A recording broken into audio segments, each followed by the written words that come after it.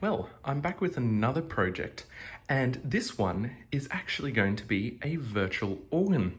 So this idea started when I found a 10-year-old keyboard that I have, and I thought, well, I don't want to throw it out, so this can work with this, connect up to a computer, and then make organ sounds, which means that then I can practice organ at home.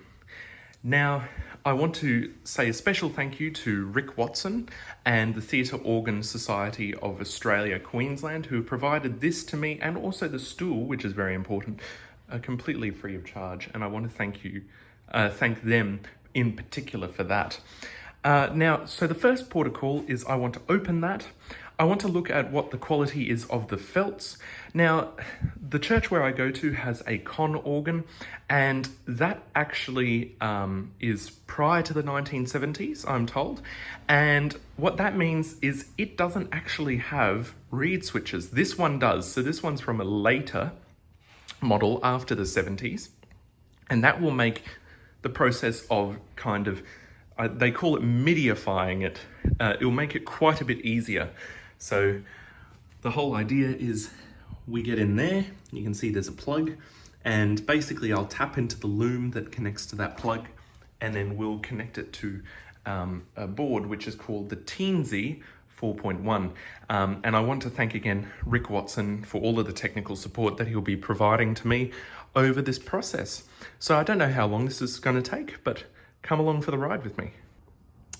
So yeah, some of the bolts well, some of the screws are a bit unhappy. Yeah, so anyway, I got the back off, the backing on the pedals. And as you can see, there's lots of wires. And they all then go into here. And this is what I'll be tapping into with the little board that I'm buying. Let me just preface this video by saying I have never done wiring. I've never soldered, so it's going to be a whole lot of fun. All right, I'm now going to inspect what the felts look like. All right, this plate is now off. We can see in here, and also see here, that yes, that felt is not particularly happy. So I'm going to look at ripping that off, measuring it up, and then there's actually an industrial supplier of felt in Brisbane, just out at Beenleigh, so I'm going to look at getting some replacement felts from them.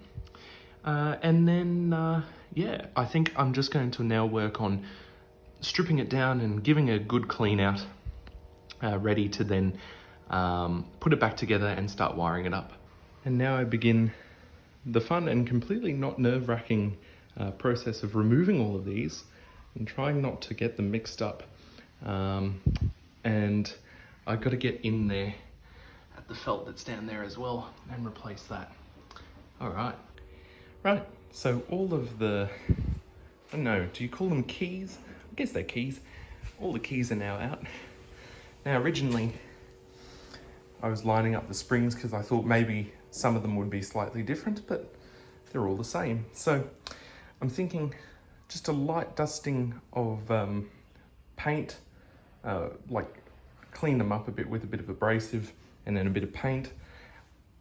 Same for that.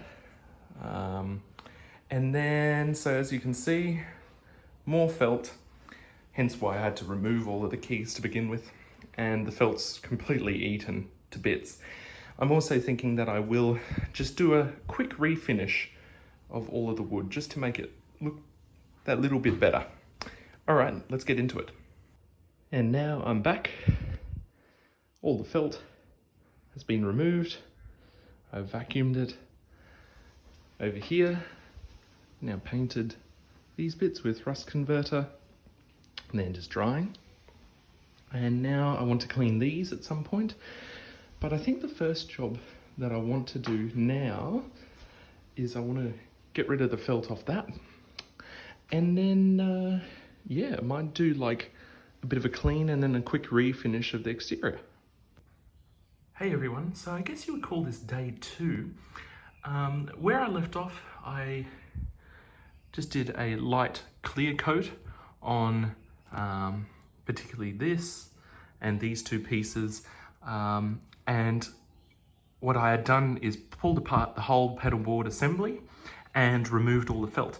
Now, what I want to do is just clean up all of that just a little bit more. And then I have got some felt, which I ordered from, if you're in Brisbane or in Australia and you're doing this, Swift Supplies in Beenleigh. They make some, and cut it to any size that you want. So this felt I'm gonna now install on here and give it a bit more of a clean. All right, as you can see, playing a bit of a game of how many things can I balance on the felt to just apply a bit of weight and make sure the glue sets and sticks the felt on. So it's looking really good.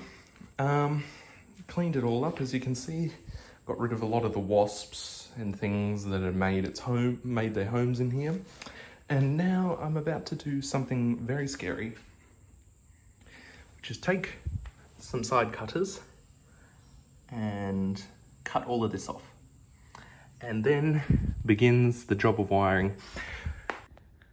So I've now clipped all the wires, and you may notice someone has very helpfully color-coded using tape the different banks of wires. So this one doesn't have any tape, which corresponds with that one up there, and this brown one. Yeah, so very, very helpful.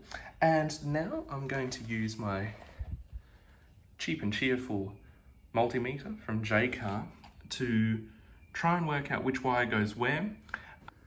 Now, I wish to start this portion of the video with a disclaimer that if you don't like watching people make mistakes in videos, well, this is probably not the one for you.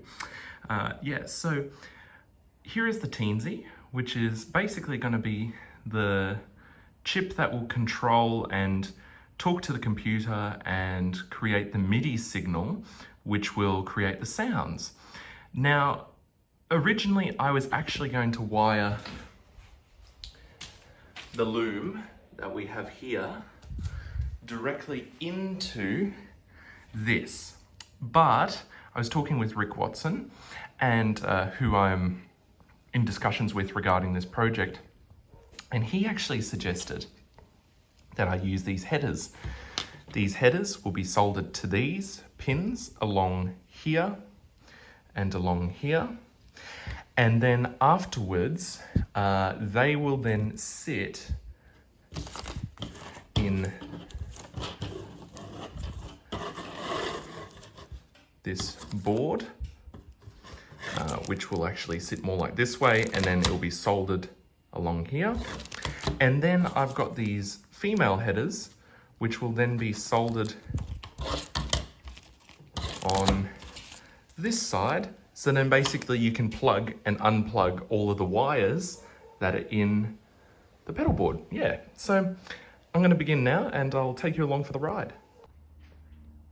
Well, that's gone terribly, hasn't it? Well, so yeah, lots of attempts. This is my first time soldering, so yeah. So mistake number one was trying to solder them. So this is like I think they call it a Vero strip PCB. So yes, soldering it down this way, bad idea if you're trying to make sure that each individual pin can be powered independently. So it turns out going this way is a better way, because the solder wants to, of course, to stick to anything that is metal, and so doing it this way was terrible. As you can see, much better going this way. And then you can see the first attempt, which is these ones. And I would like to say that I'm getting there, but that's still pretty terrible, I'm pretty sure. But okay, I need to remove the other bits, but we've got at least 2 sets of header pins already soldered on now. Can we just take some time to admire those 3 little pins in there that actually look half decently soldered? So that was my 3rd attempt. And if we flip it around, that's the bit that I've just soldered Although I've noticed that the sponge that I was using to clean the soldering tip, which I'm sure some of you are cringing at, yeah, that actually ended up causing more problems because the tip was essentially just burning this and coating the tip. So the solder was just rolling off. So I found some steel wool and that has helped it. All right, it's done. Not pretty, but it did get there. And I found a cool little trick, which is if you dab a little bit of solder onto the tip of the soldering iron, it actually helps transfer the heat into the pin or whatever other component that you are soldering, and yeah, it just helps flow the solder into the joint a little bit better. All right, now I need to tackle this loom now and get some of the header pins attached to all of these wires. Now I was reading up and I'm a little bit worried that I'm going to damage these wires because they're actually only twisted. I don't know whether that's the right term, but they're not a solid core, essentially. So the best way that I've heard is to actually just melt off the sheathing. And once I've melted it off, then I'm going to start soldering it onto the headers, and then it should be able to plug into this thing. All right, now that I have, well, there's no other word for it, burnt off all of the insulation on these wires, I will now begin wiring in the headers. Now the first thing that I need to do is I need to wire what they call the common grounds together, the common ground wires. So there should be, I'll find the other one, there is 4 of them here, basically for the 4 different banks of reed switches. And then all of these need to get wired up into separate headers, and these are each individual note. So I'm going to use the multimeter, which I have just up here. Just a cheap and cheerful one from J-Car. Use this multimeter to then work out which wire corresponds to where. Of course, because they're color coordinated, that also helps the situation a lot. All right, let's see whether I can do this. All right, so we're back. This is the next day now. There was much experimentation. I tried to wire them up into these kind of headers, and as you can see, the workmanship is quite poor. I just found it very, very hard to flow the solder when it's so close, when the pins are so close together. Once again, this is probably a practice and a skill issue. One thing that I definitely learned along the way is that you must keep the tip tinned and clean as much as possible. So I've got a wet sponge over here. I've now worked out a new system, which I'm going to show, which makes a lot of the joints a lot nicer and a lot cleaner.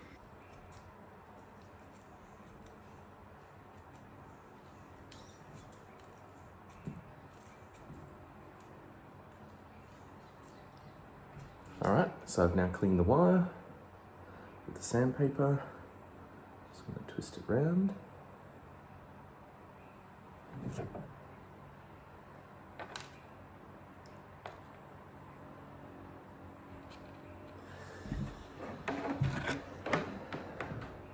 Tin the soldering iron, and then tin the wire.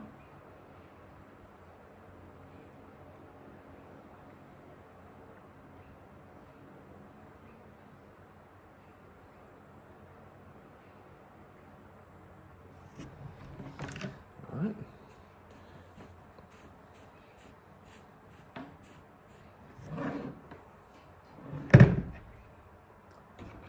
Grab one of these and just try and get it out.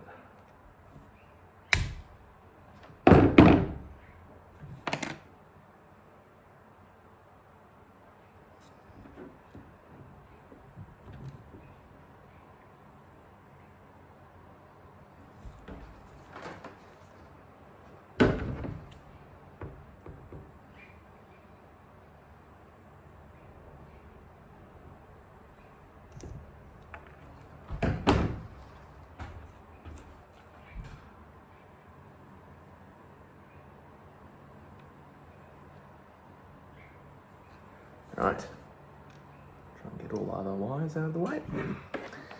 And now, it is bad, I'm left-handed doing this, but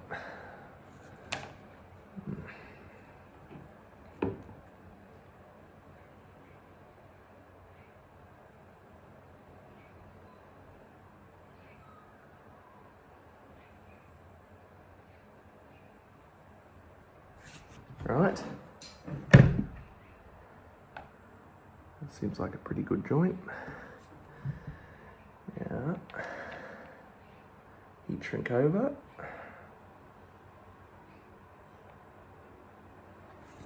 And a little bit of heat.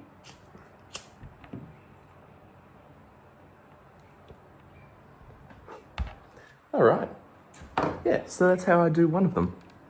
And now I'm thinking about whether I redo all of these as well, because I'm not particularly happy with how clean they are, but we'll wait and see. Now it is all done. I've gotten all of the wires soldered and heat shrunk. Some of the ugly ones, like you can see some of them have like solder hanging out of the heat shrink. Those are the ones that I salvaged from the headers when I soldered them in situ on here. So you may be wondering why I did it this way. Well, it's definitely easier. For example, when I went to bed last night, I had only done 10, and that took about 10 in situ on these headers, and it was about 3 to 4 hours. And of course I was learning as well, but this was much quicker. I got this done in probably an hour and a half this morning. And also the benefit of this is that it will help me troubleshoot when I then code the computer and the Arduino to then recognize each of these switches as they are activated. All right, so the next thing that I want to do is I want to clean up all of these foot pedals and then get them reinstalled, make sure that's all nice and clean, and then get the computer down here, and we're going to begin the nitty-gritty coding work. Okay, let's get into it. Okay, so all of the foot pedals are now reinstalled. They've been cleaned, still not as clean as they could be, but still pretty good. Now I want to just replace the felts in these, and there's another one up here. So once I've replaced the felts, then after that I'm going to put the two panels which I have over here onto here, and that should retain all of the foot pedals down. So I've spent just about half an hour.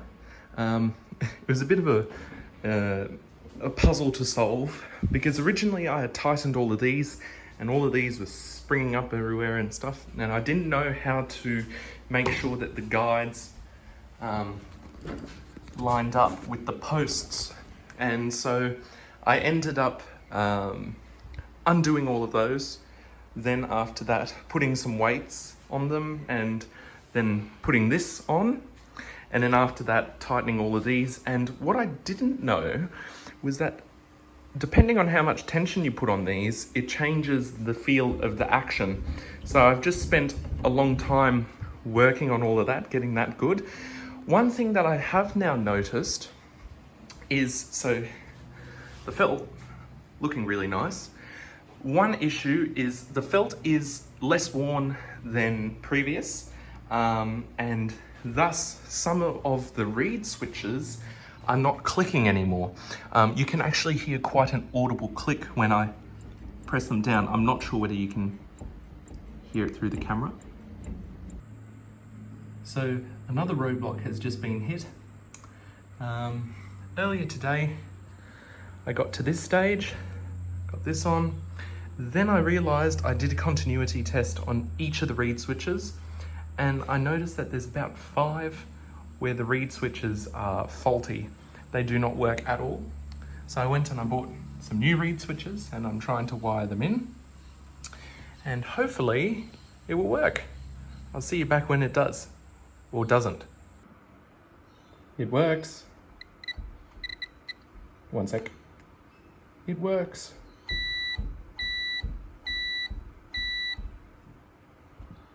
All right, so what else do you do on a Sunday evening than try and work on this? So, one thing that I noticed when I was just beginning to try and code this was these are meant to be independent headers, but I had soldered them, and I'm sure other people had already realized this before I did. These bars basically were connecting both sides of the headers. So I scored it and then broke it with a set of pliers in the middle, and that seemed to have fixed it. Then I've gone ahead and I've installed this piece of software. I'll show it in more detail later, but I installed this piece of software, Arduino IDE, and from there I then installed the board manager, and then also installed the MIDI library, and then compiled a program which Rick Watson kindly gave me, and I installed MIDI OX. And now the beauty of wiring all of these headers individually is I'm now starting to plug them in, and if we look over here, here's C, the red wire is plugged into, so we've got the ground, and then in the second port there is the red one, and if we press it on here, we'll see that the C is coming up, on and then off. As I press it here, I've got D flat or C sharp, then we've got D sharp or E flat, and I'm going to go ahead and put the rest of the wires in. So it was probably mere seconds for you, but for me it's been about a month since I've been working on the organ project. We are now here with this computer. So yes, we need the computer as it kind of draws together the pedal board and the keyboard to make organ sounds. This is essentially the organ itself, and everything interfaces with this organ, except it is a computer. So this doesn't have a Wi-Fi card, so the main thing that I need to do is connect it, remove this computer, connect this one into all of the wires, and install a whole heap of software to make this work with the stuff downstairs. All right, let's get into it. I'll show you what to do. I don't think I've actually started this system for, nearing probably on 7, 8, maybe 10 years. Anytime that you think anything to do with computers is going to be easy, no. It seems like I can't get into the OS at the moment, the operating system, so might have to install a new operating system, which isn't a bad thing because it was running Windows 7 originally, so an upgrade to Windows 11 will just mean better security and hopefully better features. It'll probably also be better because I will be running the newest version of Hauptwerk. So yeah, so time to try and install Windows 11. Let's see. Yeah, so it wasn't letting me into the OS, and I was wondering why. And then I remembered that I had pulled out a little while back, if it would focus, this is a graphic card, which is also very useful for video rendering. So I had originally put it in this, but it turns out it was hoping to see that. And so anyway, I installed it back into the case, and I think Microsoft might let us in. We'll see. Now, I know you're meant to get some noise and whining out of this, but this was literally whining like a blender just before, and now it's clacking, and it's told me multiple times, it might do it again, that the drive is invalid and that I need to install a new drive and strike a key. Oh, maybe. Oh, there we go. Wonderful. So the drive's not happy. time to replace it. New installation of Windows going onto a USB to then be installed on this new hard drive that I have. Happen to just have an 1000 gigabyte WD Caviar Green, I think. Probably not, I'm not sure about the colors of the WDs that are appropriate, but it's a hard drive. And we'll install it on this machine, and then hopefully we can actually just start installing software instead of worrying about broken hardware and operating systems. And I'm back for another update. And, ooh, yes, note to self, always use a USB that actually works. I obviously have a USB that is fried, which should probably go in the bin, to be honest. But yes, this one keeps dropping out, like the connectivity. You plug it in, it all of a sudden disappears halfway through the install. So now, different USB, different install, hopefully this will work. Alright, so now it says that Windows 11 is not compatible with this system. So yeah, this is the installation software. And I've opened Registry Edit, and I've created a key called labconfig, and I've put all of these D words, 32-bit D words in, bypass CPU check, bypass RAM check, and this is the most important one, bypass TPM check. And hopefully, if I've done this right, do I need to do anything else? I think that is it. So if I just close this, close that, let's see whether it works. Next. Ooh, it worked. So now we can install. Beautiful. All right, I'll come back when we're finished. It finally is working. Look at that. Windows 11 now installed. And now I'm trying to load Microsoft Edge. It's just a bit slow because it's its first boot. And then I'm going to begin installing all the Arduino software. So now that I've downloaded Arduino IDE, this should be the software that will talk to the board that I've installed in the pedal board. If we go to preferences, you'll see that I've put in this URL that I've gotten off this website, which will allow me to download the board manager that I need. So it should be somewhere here. There we go, Teensy. So I just installed that. And then after that, I should be able to control, I should have all of the functionality that I need in the software. Then I also need to download MIDI-OX. So here is MIDI-OX. This is a piece of software that essentially will take what Arduino IDE, it's still installing the board manager, what Arduino IDE is spitting out, and then interpret it into MIDI information, which will then talk to Hauptwerk. And Hauptwerk is what I need to install now.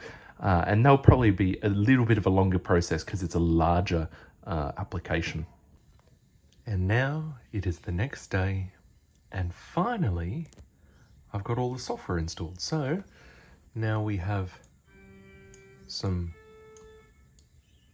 organ sounds. And yeah, so all of this is now installed.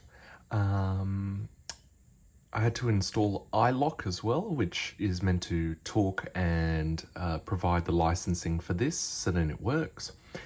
And yeah, I think I have all the software now. Right, so I've now got everything wired into the board. Please do not look too carefully. It looks like a rat's nest. Soldering is, but once again, was learning. I just had to fix one of the joints under here, which wasn't connected. And yeah, so now I want to find a way to fix this somewhere here.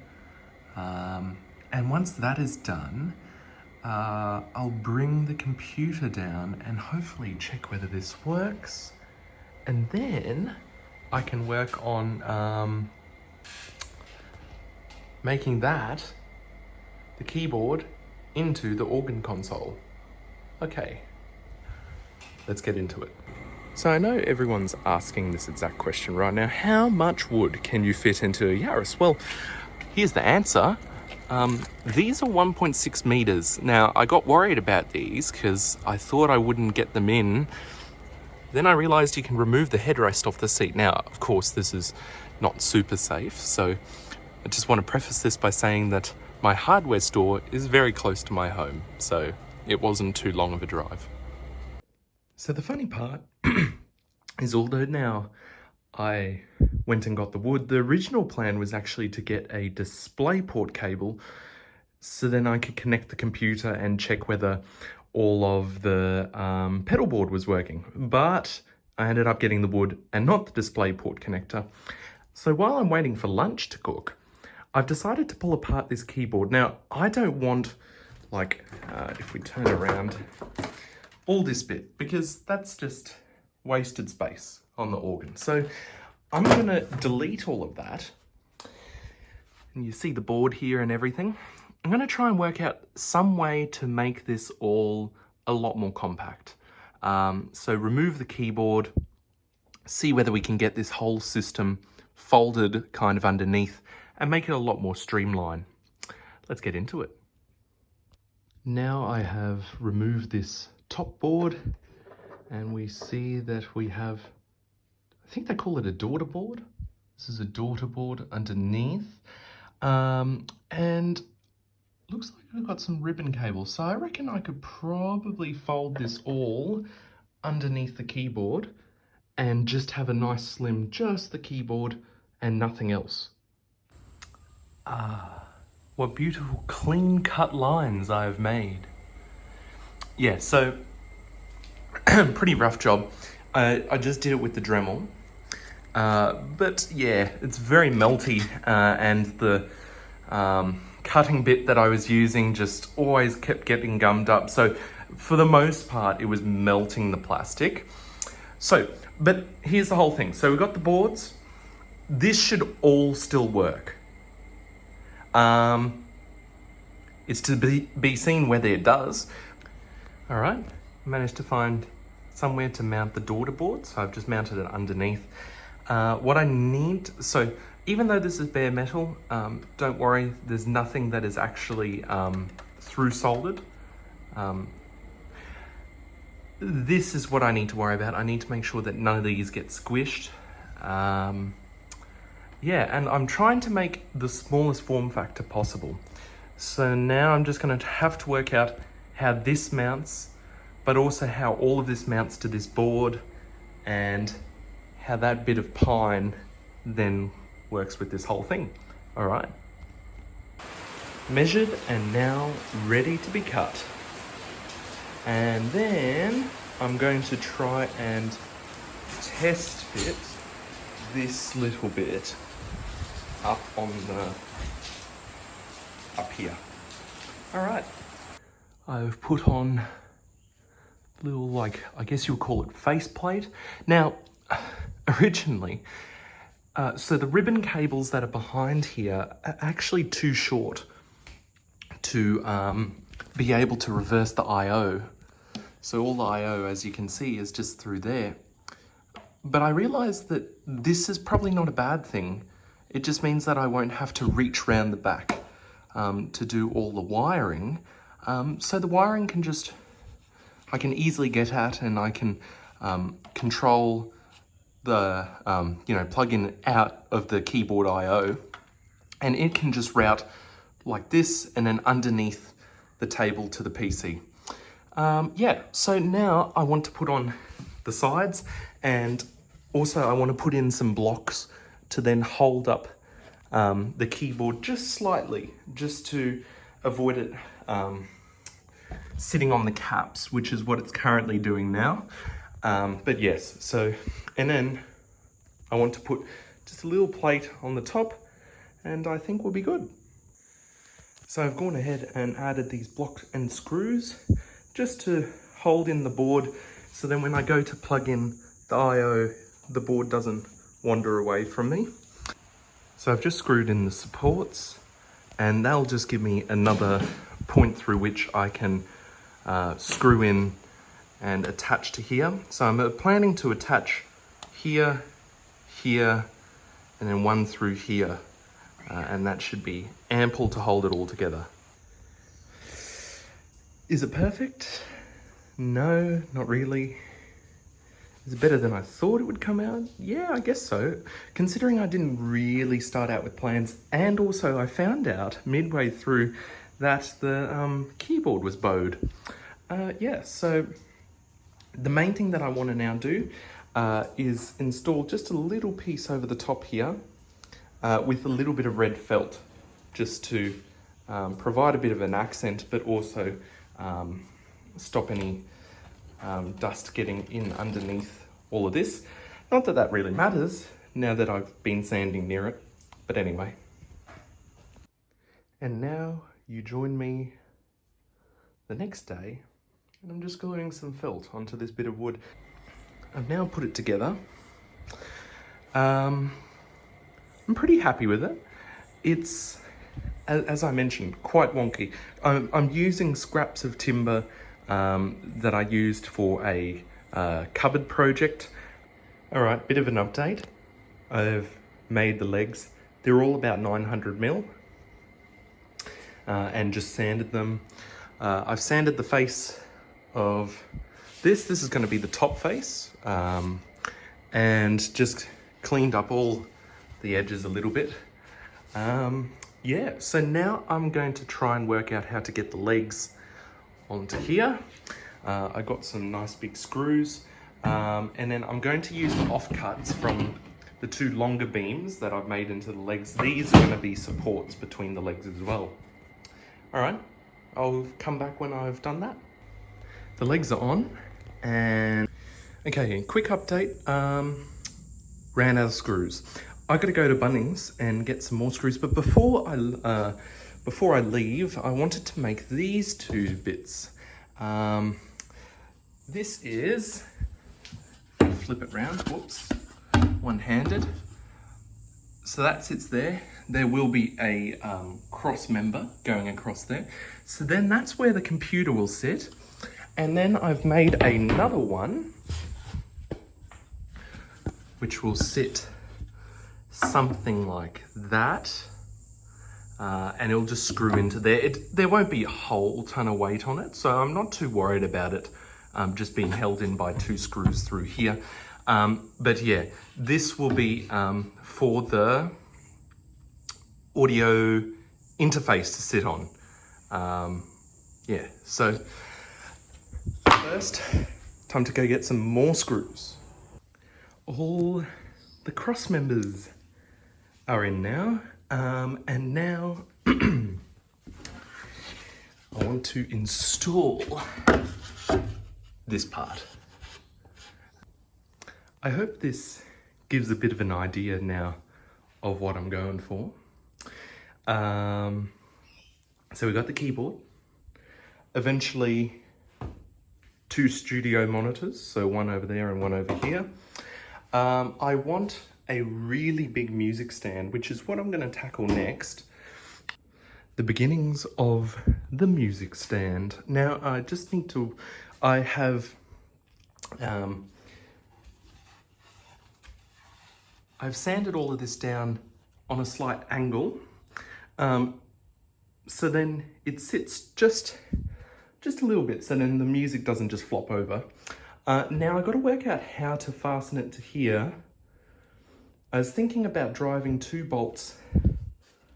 screws, sorry, up through here and into there. We'll see how that goes. So if you see now, when it sits on the flat side, it has an angle. I just got to work out how I want to mount it. Whether sitting down, mounted at this distance, I can still see the music, or whether it needs to go up higher. All right, so just installed the music stand. And the good part is that has also braced the tabletop a bit. And now, just trying to think of what I need to do. I'm going to now test this, the pedal board, to make sure it works. Then I've got to work out a way to affix the Arduino to the back. I was thinking some like really strong 3M tape. Yeah, so I'm gonna do that next. And then I'm just debating whether I clear coat it all. Next job. Now C, C sharp, D, D sharp, or E flat, E, F, F sharp, yes, G, G sharp, F, F sharp, G. Look at that. The pedal board is now working. Okay, can I just say, I do appreciate that you should purchase the software that you use and that you should have the correct licenses, but Hauptwerk will not work because I don't have internet connection down here, and where I'm building the organ has no way to have an internet connection down here. So the only solution, buy a $100 dongle that is meant to, I guess, verify that you have the license. All right, next job, got an eraser. I'm gonna just erase all the pencil marks that I made.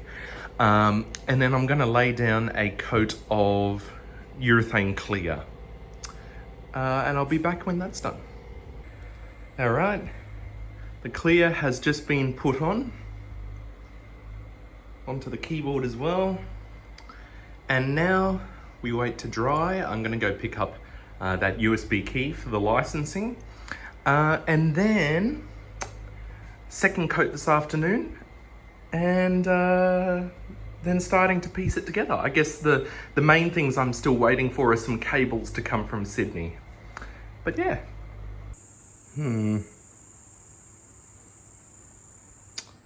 Don't think the clear's meant to be looking like that.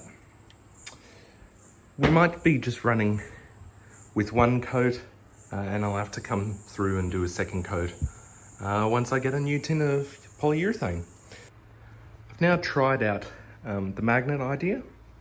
They're just set away by the screws. It fixes it on okay.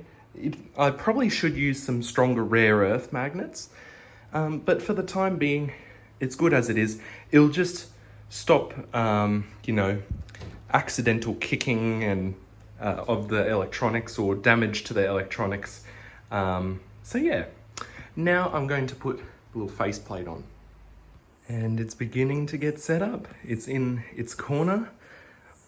I need to mop the floor, but yes, so this is where I'm gonna set it up.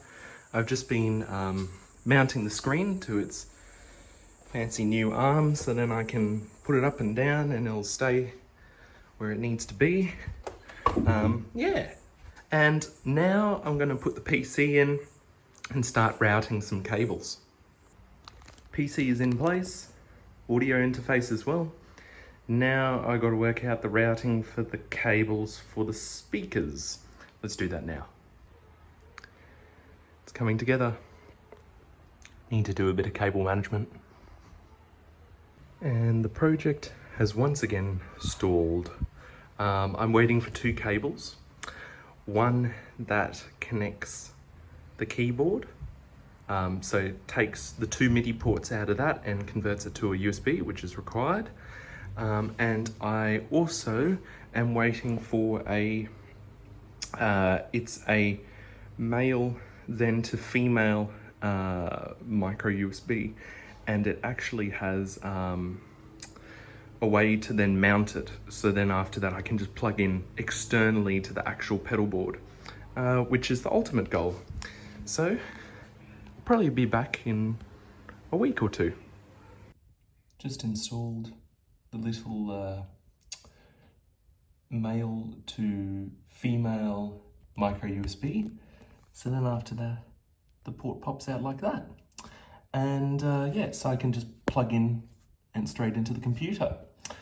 Yeah, so now I'm literally waiting for one cable and then we can begin playing. So I'm just diagnosing a little issue that I just thought about last night, which is when you've removed all of the buttons off of the keyboard, how does one turn on the keyboard? So that's what I'm trying to solve now.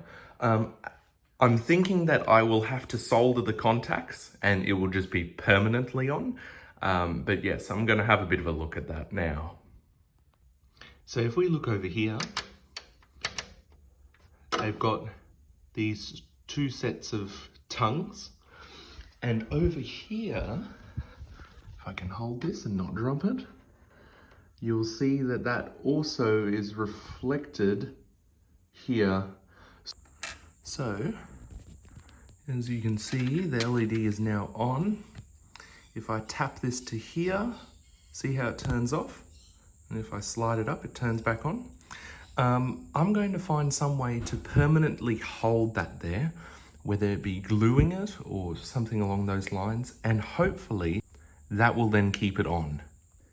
So the button, what I was trying to do with these contacts and sticking them onto the board was not working. So what I did was I bridged these two points on the board, and now it always comes on when it's plugged into the, plugged and unplugged into the extension lead.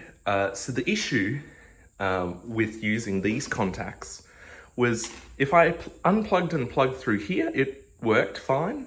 But for some reason, whenever I unplugged through the extension lead and plugged it back in, it would never turn on again. So yeah, this fix seems to be now working both ways. Now I'm going to put it back into there.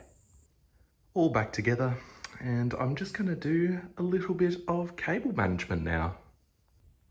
By no means is this perfect cable management, and the final cable has been installed, and now we can begin. Never forget the power of unplugging and plugging it into a different port. I've managed to now make the keyboard work, and thus, let's have a listen. So actually the issue is still not fixed. If we have a look, so this is the B flat here. Is that, oh yeah, see sometimes it registers as like B flat 11 when it is in fact a B flat 3. But you'll also notice that C, C sharp, all of these are 12, and then all of a sudden it'll drop back to 4. So there's either something wrong with the keyboard, which is very likely, or something wrong with the cable that I got for $10.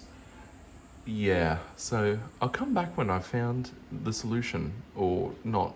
I've now established that the keyboard that started this whole project has an issue. So it turns out Casio keyboards in particular, as they get older, even though they can play audio still fine, like the keyboard still works, sometimes the MIDI has issues, and so we were getting bad signals the whole time, every time I was trying to test this. So this keyboard is bad. I've since gotten another keyboard, which is this Nectar SE61. Now I'm just debating whether I change it over into the other case or whether I leave it as is.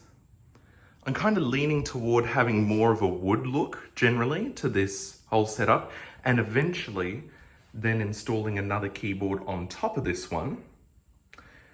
But yeah, the old keyboard is out and we're going to go in with the new. So now I have undone the clamshell of the keyboard and undone the mod wheel and the buttons on the front, because I don't need them as part of the organ. I'm just going to now test it once more to make sure that it still works without the mod wheel, and then I'm going to fit it into the case.